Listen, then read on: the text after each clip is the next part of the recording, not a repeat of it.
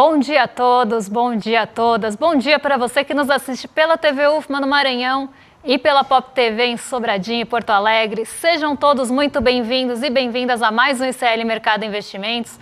Hoje é um programa diferente porque o ICL Mercado Entrevista veio para segunda-feira e a gente vai promover um debate aqui que vem sendo pedido no nosso chat com recorrência. A nossa audiência vem perguntando sobre esse debate. Não vou dar muito spoiler por enquanto. Vou dar bom dia para o André antes e daqui a pouco a gente conta um pouquinho mais. Bom dia, Débora, tudo bem? Hoje a gente vai fazer uma coisa importante aqui, né? A gente vai fazer dar só um leve spoiler, que a gente vai falar o quê, né? A gente vai tratar aí, já são quase 2 anos aí de governo Lula, então a gente vai fazer um breve balanço sobre o que aconteceu, quais são as medidas, como encaixar, como definir esse governo Lula, né? Mas a gente já pode chamar a convidada, né, Débora? Qual que é a descrição da convidada? Bom, então vamos chamar ela, Camila de Caso. Ela é economista formada pela PUC, mestre em desenvolvimento pela Unicamp, trabalha ali como assessora econômica na Câmara dos Deputados e é militante do Movimento dos Trabalhadores Sem Teto, MTST, além de fazer parte da direção nacional do PSOL. Camila, muito bem-vinda ao nosso programa. Bom dia para você. Bom dia, Débora. Bom dia, André. Bom dia a todo mundo que está assistindo a gente também. Bom dia, Camila. Vamos então já começar a falar nosso debate aqui, que eu acho que é um debate importante, porque a primeira coisa que a gente queria tratar, assim, porque a gente viveu, desde os anos 80, começa nos anos 80, essas políticas mais neoliberais a tomar forma no mundo, o consenso de Washington. A gente passou pelo governo FHC, que é um símbolo de liberalismo, com um monte de privatização. Passamos pelo governo Lula 1 e 2, que foi mais desenvolvimentista, principalmente segundo, o primeiro nem tanto. E a gente acabou de passar por 6 anos de austeridade pesada. Começa ainda no governo Dilma com o Levi Mãos de Tesoura, né, que era o apelido dele. E aí passa por Paulo Guedes, você tem o Temer, Paulo Guedes. E esse é o liberalismo que a gente tem. E agora a gente está nessa discussão muito aí sobre qual que é o rumo aí desse governo Lula, né? Então, como que você está primeiramente avaliando? Você acha que dá para encaixar assim falar que o governo Lula 3 aí ele está sendo assim uma continuação assim do que aconteceu com essa política de austeridade, que aconteceu aí desde o governo Temer de novo? Olha, André, primeiro que eu acho que esse debate ele está bastante acalorado, né, principalmente nas redes sociais, então foi muito importante vocês trazerem ele para cá também. Em relação ao governo Lula 3, fazendo um resgate um pouco maior, eu acho que a história econômica brasileira ela é uma história de disputa entre 2 agendas, né, uma agenda neoliberal e que normalmente perde nas urnas, e uma agenda com características mais de crescimento e distribuição de renda. Essa característica, né, essa agenda de crescimento com distribuição de renda, ela foi um marco, né, dos governos petistas. Então, o governo Lula 1, 2, 3, já o governo Dilma 1 também, já o governo Dilma 2 já tem uma mudança, né, como você trouxe, e o governo Lula 3, para mim, eu entendo como uma agenda de crescimento com distribuição. Portanto, não é um governo neoliberal. Isso não quer dizer que não tenha suas contradições e suas questões e algumas políticas de cunho neoliberal, mas o governo em si eu não caracterizo como um governo neoliberal. E Camila, até pegando esse gancho, né, do André da última pergunta, que o Lula foi eleito e muitas tentativas de definir realmente ele política e ideologicamente foram feitas. Em alguns setores da esquerda foi popularizada essa definição neoliberal e foi objeto de polêmica, inclusive aqui dentro da esquerda. Então a gente queria saber, na sua concepção, se pode ser entendido dessa forma e até já puxando talvez aí uma discussão em torno do arcabouço fiscal, das amarras que vem junto disso, né, o teto de gastos também. Então como você pensaria tudo isso e talvez até diferenciaria uma coisa da outra para a nossa audiência entender, né, o que pode ser caracterizado ou não como dessa forma, como a gente pode entender de fato, de uma forma ampla, as medidas tomadas do governo. Tá, eu vou começar por colocar, né, que a gente tem, na hora de fazer uma análise econômica, alguns críticos do governo Lula, inclusive dentro da esquerda, né, eles estão olhando também as políticas econômicas com um microscópio. Então, olhar cada medida econômica apresentada do governo Lula, ou de qualquer governo, a partir da política em si, né, da medida em si, sem levar em consideração a complexidade de quais são os interesses colocados, quais os conflitos distributivos e a luta de classes, obviamente, para mim já começa errada. Então, assim, a gente tem um governo Lula 3, onde, inclusive na semana passada, mostrou que o que aconteceu nos Estados Unidos, né, com Trump, não está muito longe de possibilidades do Brasil. Ainda bem que a gente tem um presidente forte e popular na esquerda, né, que é o Lula. Agora, o que a gente tem também no Brasil, e isso mostrou tanto nas eleições municipais, mas também no âmbito internacional, uma extrema-direita que está sempre olhando e observando como se fosse, né, um tubarão no mar.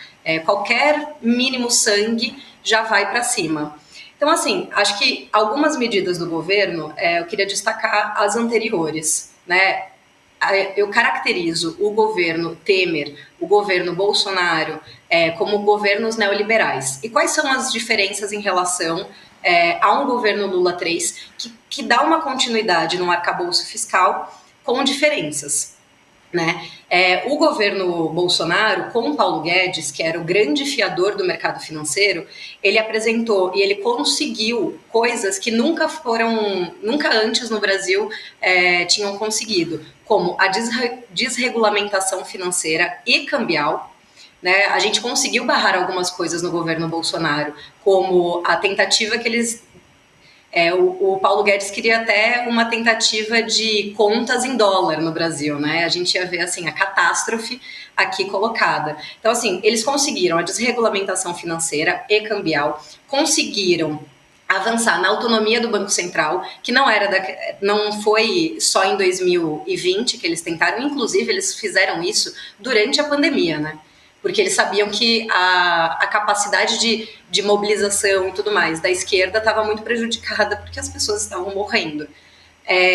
Então, passaram a autonomia do Banco Central e tiveram as privatizações, além dos desmontes em relação à Petrobras e ao BNDES.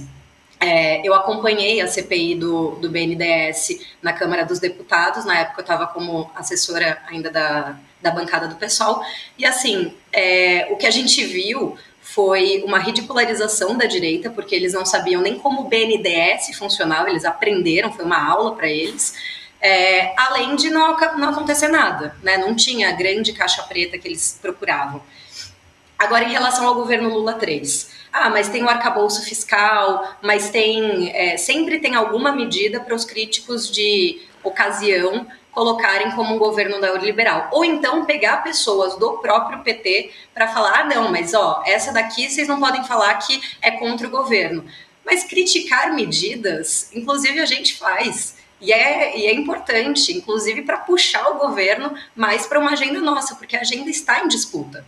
O mercado financeiro, o que eu acho que está acontecendo no Brasil hoje, é uma tentativa de ataque especulativo do mercado financeiro, que nada explica o que eles fizeram com a nossa moeda nos últimos dias. E o que a gente vê se tem uma disputa, obviamente a gente tem que puxar o governo para a nossa agenda. Então, mas, ao mesmo tempo, pegar pessoas, né, para falar, olha, essa daqui também é contra o corte de gastos, então o governo Lula é neoliberal, é quase uma esquizofrenia, né? Então, assim, o que eu acho que dá para colocar? O governo Lula, quais foram as medidas que eu caracterizo como um governo dessa agenda de crescimento com distribuição? A gente retomou a política de valorização do salário mínimo. Isso é bastante coisa, né? A valorização do salário mínimo acima da inflação, o salário mínimo ele é um farol, né? Então ele faz com que vários outros benefícios na nossa economia também tenham esses reajustes acima da inflação. Então, a política de valorização do salário mínimo, eu coloco nessa agenda. Outra agenda, ele organiza a política fiscal através de missões.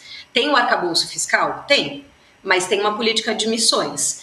E eu coloco pelo menos 3 dessas missões. A primeira é a que a gente já conhece e marca dos governos petistas, é o próprio PAC. A segunda é o plano... esqueci o nome exatamente, mas é da indústria, Nova Indústria Brasil, alguma coisa assim. Nova Indústria Brasil. Isso. E, por fim, o plano de transformação ecológica. Essas três políticas, elas organizam todas as demais, né, a partir de missões.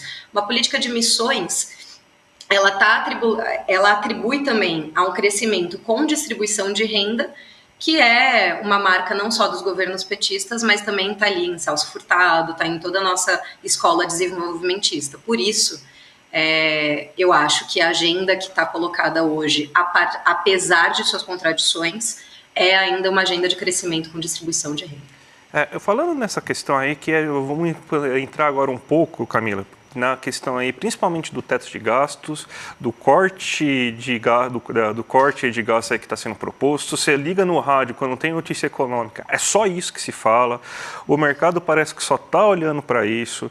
O Haddad não está nem mais acenando mais, ele está soltando rojão assim para ver se o mercado financeiro ouve ele. Eu queria saber um pouquinho da sua opinião sobre essa questão aí de estar tendo assim, esse corte de gastos, essa sinalização exagerada que o Haddad está fazendo, assim, até eu acho exagerado na minha opinião, e de tudo isso aí para fazer aquela coisa aí que se diz a coisa mais importante aí nesse momento, que é você chegar na meta de déficit primário, né? Então, você pode fazer um breve levantamento sobre essas questões aí? Sim, eu acho que assim, primeiro que também recuperar um pouco do que tem sido, né, a política apresentada pelo Ministério da Fazenda. Eu acho que, para além do Haddad, a gente vive hoje, principalmente com essas emendas PIX e tudo que a gente viu, um parlamentarismo orçamentário ou financeiro, enfim, um sequestro do orçamento público, né?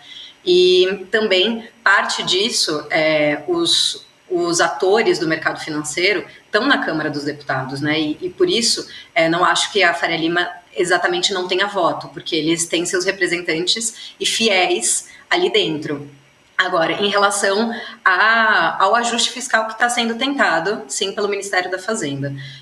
Eu acho que, de um lado, foi tentado, e por isso que eu coloquei essa caracterização do ataque especulativo, porque a gente viu que no primeiro ano do governo Lula 3, e agora também, teve uma tentativa de fazer um ajuste fiscal pelo lado das receitas, né, que era quando a gente, inclusive, criticava Dilma 2, que era quando ela tentou fazer, né, a mudança da curva de despesas, ir para baixo de arrecadação e não o contrário, né, puxar de arrecadação para cima.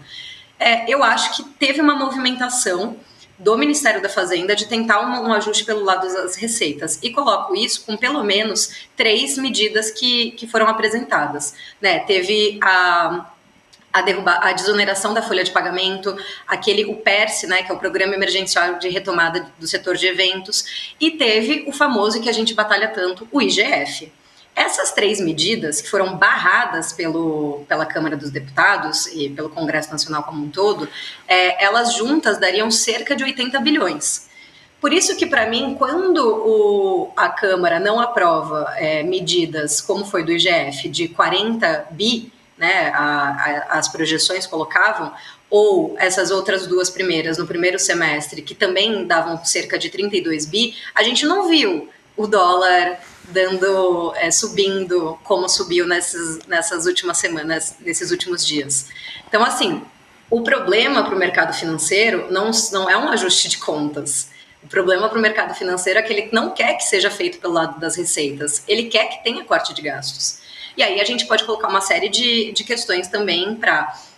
não houve, acho que tem um problema de comunicação, né, no governo, tanto de fazer com que essas medidas sejam aprovadas, mas também de comunicar para a sociedade, porque a população precisa saber, não tem como todo mundo ficar acompanhando, uma escala 6:1, não tem como as pessoas ficarem acompanhando TV Câmara, Então, também o governo ele tem que comunicar melhor como que está acontecendo. E aí tem uma faca no pescoço do mercado em relação ao ministro da Fazenda e que tem votos, né, para serem aprovadas na Câmara dos Deputados. Eu acho que a pressão tem que ser maior na Câmara dos Deputados e seus agentes do mercado.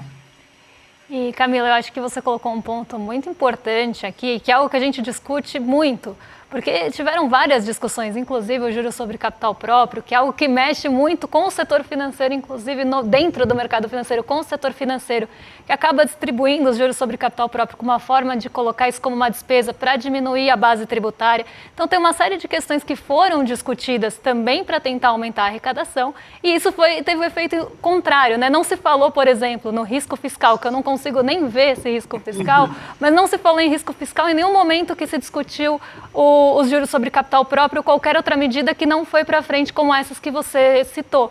Né? Então, nesse momento, o mercado não deu essa resposta, né? Não respondeu com câmbio em alta, como a gente está vendo agora, né? Um dólar tão valorizado e um real tão desvalorizado. Então, como você vê esses acenos? É uma tentativa, talvez, de apaziguar esse mercado? O Gabriel Galípolo também deu uns acenos mais recentes falando sobre questões ligadas à política monetária. Inclusive, o Banco Central tem colocado as políticas fiscais nos seus comunicados. Você vê esses acenos de uma forma exagerada ou eles são necessários na sua visão? Como é que a gente poderia equalizar isso? Porque é um problema, né? Se a gente tem um mercado financeiro que acaba pressionando, como a gente poderia resolver isso? Né? Você tem alguma visão em relação a isso? Algo que você conseguiria trazer para a nossa audiência? Porque é algo que também gera bastante dúvida aqui. Sim. Olha, Débora, eu acho que assim, é um problema se a gente tiver as duas políticas, né, dentro da macroeconomia, ter as duas políticas contracionistas, isso vai dar também problemas para a nossa sociedade. Né? Se a gente tiver uma política de cortes de gastos, como a que alguns ventilaram, e uma política monetária agora voltando a ser mais contracionista, isso vai ter um impacto direto na demanda. Né? Então, isso vai fazer com que pode ser que desaqueça a economia. Agora, em relação... e eu acho que esse movimento do câmbio, né, por isso que eu acho que é mais um ataque especulativo, porque esse movimento do câmbio, ele suja todas as projeções. Né? A projeção de inflação mudou a partir disso. Mas eu gosto de olhar também as projeções da própria SPE, que normalmente elas acertam mais do que o Boletim Focus, né? Então, as projeções da SPE não mostram esse avanço da inflação como o Focus está colocando, que talvez o Galípolo tenha que escrever uma cartinha para o ministro da Fazenda explicando por que a meta ficou, né, por que a inflação ficou fora da meta. Acho que isso não vai acontecer. Mas, para além disso, em relação às políticas e os acenos que estão sendo colocados, uma coisa foi boa, né? Aparentemente, essas reuniões dos ministros que estão acontecendo desde quinta passada, né, que o Haddad não foi viajar e ficou tendo várias rodadas de reuniões com ministros e com Lula, o que a gente está vendo a partir os ministros estão ficando bem quietos, né, não estão soltando nada, mas estão dando a entender que esse pacote vai ser bem desidratado. Então, acho que a gente precisa esperar para ver também qual que vai ser esse pacote e se posicionar como a gente sempre se posicionou. Eu sou de um partido de esquerda, né, é a base do governo, mas a gente, nos momentos cruciais, a gente sempre se posicionou da forma muito correta, como foi com o arcabouço fiscal, como foi com a reforma tributária, e como que a gente tem que se posicionar e nossos movimentos também, né? Os movimentos, as nossas frentes, né? Existe a Frente Povo Sem Medo, existe a Frente Brasil Popular, que esteve também nas disputas, tanto nos governos da direita, né, como foi o caso do governo Bolsonaro, mas agora também nos momentos que precisou se posicionar, sempre se posicionou. Eu acho que esses acenos em relação ao mercado estão se mostrando que talvez não vão se concretizar. Vamos ver o que o mercado vai cobrar, né? Para a gente finalizar, então, Camila, tem uma pergunta vamos fazer aquela pergunta clássica para a gente finalizar o debate, né? Então, vamos lá. Temos, então, um geral aqui que seria o quê, né? A gente tem medidas, assim, desenvolvimentistas, por exemplo, política de aumento do salário mínimo em nível real, que para mim é o maior fator distribuidor de renda do governo, que gera mais demanda. A gente tem política industrial ativa, o BNDES voltou a seu papel aí nesse momento, e ao mesmo tempo a gente tem algumas políticas aí que são mais contracionistas, o corte de gastos, que se tudo der certo aí, você tiver razão, vai vir bem desidratado, esses acenos no mercado, a gente tem que fazer então essa política fiscal aí do arcabouço fiscal, né, que depois que a gente coloca o bode na sala é difícil tirar, né, porque se a gente fosse ter que discutir, tem que discutir desde a lei de responsabilidade fiscal, que já não é um negócio que faz sentido, mas são os totens de ouro, né, e parece que uma regra fiscal virou um novo totem de ouro. Então, diante de todo esse cenário, algumas contradições e tudo mais, assim, como que você faz assim, uma avaliação geral do governo Lula? Olha, em termos, né, mais genéricos em relação ao governo Lula 3, eu acho que é um governo, é isso que a gente tem que lembrar também, é um governo de frente ampla. E é a frente ampla que eu acho que a gente vai ter que construir Brasil afora, inclusive, para barrar a extrema-direita. Porque eu acho que a ameaça da extrema-direita, a ameaça à democracia, ela continua muito viva no Brasil. Então, né, esse canto da sereia que a extrema-direita se coloca como outsider, vivendo normalmente, né, 30 anos na política, eu acho que o que a gente viu recentemente foi uma derrota de uma direita liberal, se é que existia, né, antes, mas enfim, que a gente viu acontecendo inclusive com o PSDB é característica disso, e quem vem avançando é a extrema-direita. Por isso foi muito importante a gente fazer a frente ampla. E por isso também eu acho que o mercado cobra o que está cobrando agora. Porque a gente teve uma frente ampla onde setores também, né, interclasse, não é só o governo Lula e o modo de atuar dos governos petistas, eles normalmente conseguem não só fazer um ajuste entre classes, mas eles conseguem também fazer intraclasses, né? Então eu acho que parte da burguesia que rompeu com a extrema-direita e que veio apoiar, né, a nossa frente ampla, agora está cobrando. Por quê? A gente está vendo uma taxa de desemprego super baixa, né? Está sendo reduzida cada vez mais. Isso mostra, tanto nos boletins, né, do Copom, que tem começado a falar um pouco mais sobre a inflação de serviços. Então, a gente vê a taxa de desemprego reduzindo, a gente vê um aumento da renda do trabalho, e isso gera o quê? Conflito distributivo. Na América Latina, nossa querida América Latina, todas as vezes que teve conflito distributivo no ápice, que foi o que aconteceu com o governo Dilma I, né?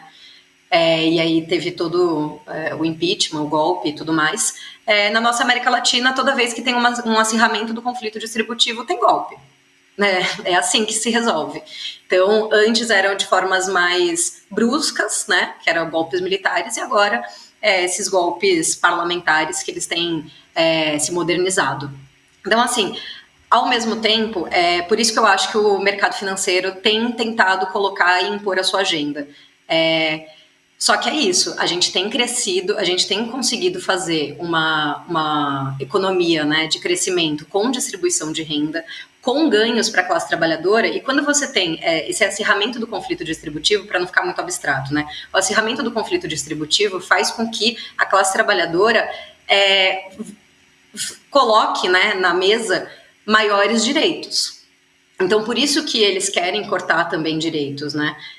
Porque quando você tem melhores condições de trabalho, que é a partir da queda do desemprego, com ganhos reais, você coloca também na mesa o fim da escala 6-1. Não é do nada que aparece essa pauta, né? É porque é um governo Lula 3, né? Não seria em outro governo que essa pauta conseguiria existir.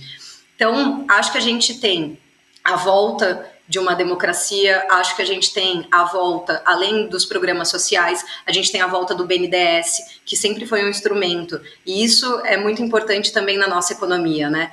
a gente conseguiu se salvar tanto do governo Bolsonaro como na pandemia, mas também em relação a desmontes do setor público por causa da nossa burocracia. E graças a Deus a gente conseguiu isso. Então, ter o BNDES, eles não conseguiram desmontar no nível que eles queriam, e agora a gente vê uma retomada do BNDES, retomada dos bancos públicos, para conseguir fazer com que essa agenda de crescimento continue se desenvolvendo. Então, a minha avaliação, de modo geral, é que tem políticas, e a gente, por isso, o meu partido, né, na figura dos nossos parlamentares, da nossa bancada, se posicionou contra as medidas que vão contra também avanços da capacidade da classe trabalhadora de disputar a agenda, mas eu acho que a gente não pode também se deixar levar por cada medida em si, né? Acho que o governo Lula tem feito o bastante e tem que avançar cada vez mais para que, e a gente tem que apoiar este governo cada vez mais, porque qualquer brecha do governo Lula não se abre uma avenida para a classe trabalhadora avançar mais à esquerda. A brecha que se abre é a extrema-direita, que estão lá como os tubarões esperando qualquer sanguinho para ir para cima. Então, minha avaliação é positiva em relação ao governo Lula 3. Muito obrigado mesmo, Camila. Foi ótima essa entrevista aí. A gente conseguiu fazer um debate bem rico, com muitos pontos mesmo aí. Acho muito esclarecedor. A nossa audiência, espero que tenha ficado satisfeito com isso. Passar aí a palavra para você dar o tchau final aí para a nossa audiência. Bom, gente, obrigada pelo convite. Acho que esse debate que a gente faz, né, é extremamente importante e o ICL tem se posicionado cada vez mais, né, nas pautas mais urgentes da nossa sociedade. Então, agradecer o trabalho de vocês também, agradecer o convite. Espero que todos tenham gostado. Obrigado, Camila. Vamos chamar a nossa audiência agora para a live que vai ter nessa quinta-feira aí, gente. Está chegando o dia aí, dia 14, às 8 horas da noite, a gente vai ter o Empreendedor Mestre, a aula aberta aí da terceira turma que a gente vai formar de Empreendedor Mestre. Essa aula aí vai ser a aula Os Segredos das Vendas e da Persuasão. É uma aula imperdível, gente. O Edu montou uma aula maravilhosa. É uma aula aí que costuma se dar no curso do Empreendedor Mestre. Então a gente vai levar ao vivo para vocês aí, para dessa aula ao vivo, para vocês verem aí como que é o trabalho do Empreendedor Mestre. Gente, clica aqui, ó, iclmercado.com.br, vai valer muito a pena. Quem conhece aí, já viu o Empreendedor Mestre, sabe do que eu estou falando aí, é imperdível. Vamos agora passar então, Débora, para os nossos vizinhos aí, né? Então, o Rolê ICL agora... Exatamente. Agora vocês vão ficar com o Rolê ICL na sequência. Rolezeiros já podem ficar tranquilos que o programa já vai começar. E a gente volta amanhã para atualizar vocês do que saiu no relatório Focus, o que a gente tem de perspectiva de curto prazo e outros pontos aí ligados à nossa economia e ao nosso mercado. Um beijão e até amanhã, pessoal. Até amanhã, gente. Tchau, tchau. Você já ouviu falar da Jornada do Herói? Pois é, ela foi descrita por Joseph Campbell, um dos maiores escritores do nosso tempo, e ela inspirou filmes como Guerra nas Estrelas, Senhor dos Anéis, Indiana Jones, Rocky Balboa e tantos outros que fizeram um sucesso de bilheteria enorme. Filmes onde a gente se conecta com o protagonista e parece que nós estamos vivendo aquilo. Pois é. Aprender a jornada do herói nos ajuda também em vendas, nos ajuda a persuadir outras pessoas da nossa causa, do nosso produto. Uma aula que vai acontecer ao vivo e online no dia 14 de novembro. O título da aula, Os Segredos da Venda e da Persuasão. Como contar histórias que vendem e convencem. Um abraço e até lá!